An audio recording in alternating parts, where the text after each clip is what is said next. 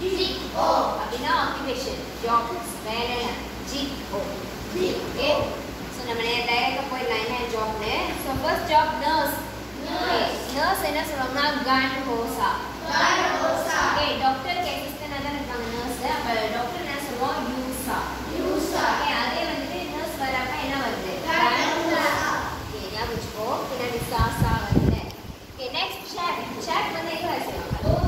Hotel. Okay, என்ன வருவாங்க ஹோட்டல்ல? Okay, சமைக்கிறவங்களே அவங்க வந்து லோ லெவல்ல இருப்பாங்க ஹை லெவல். Okay, அத நார்மலா சமைக்கிறாங்கல்ல அவங்க என்ன சொல்லுவாங்க? சரியா? குக்கர் இல்ல. Okay, குக்கர்னா அந்த பொருள் அந்த இது. Okay, ஆமா அது இல்ல. குக்னா வந்து சமைக்கிறவங்க. குக்கர்ல இருக்குன்னா இவன் குக்கர்ல இருக்குவாரு. அப்படின்னா பானை. சரியா? Okay, next engineer.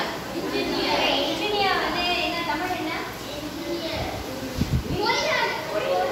பொறியியலாளர். தமிழ்ல கேட்க வரட்டேன். நர்ஸ் தமிழ் என்ன?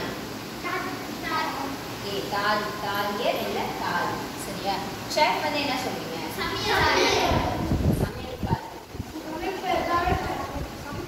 நம்மளுக்கு தனியா இல்ல பேரு. ஓகே, சோ இன்ஜினியர்னா ஈஸி சொல்றது. அவங்க எப்படி சொல்றாங்க? இன்ஜினியர். சரியா? கொரியன்ல ஒன்று இருக்கு. இங்கிலீஷ் வார்த்தையை பின்னாடி மட்டும் கொஞ்சம் மாற்றிப்பாங்க. எக்ஸாக்டா அந்த வேர்டு வந்து சில ஓகேவா? லாஸ்ட் ஒன் என்னது? ஃபயர் என்னது? பொம்பா. சரியா? பொம்பா.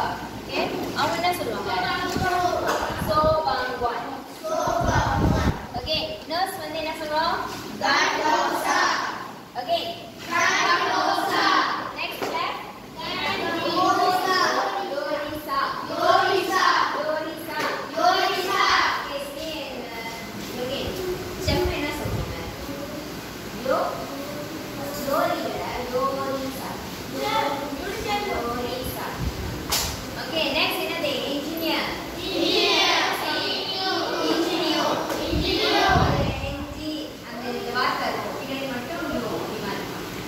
engineer.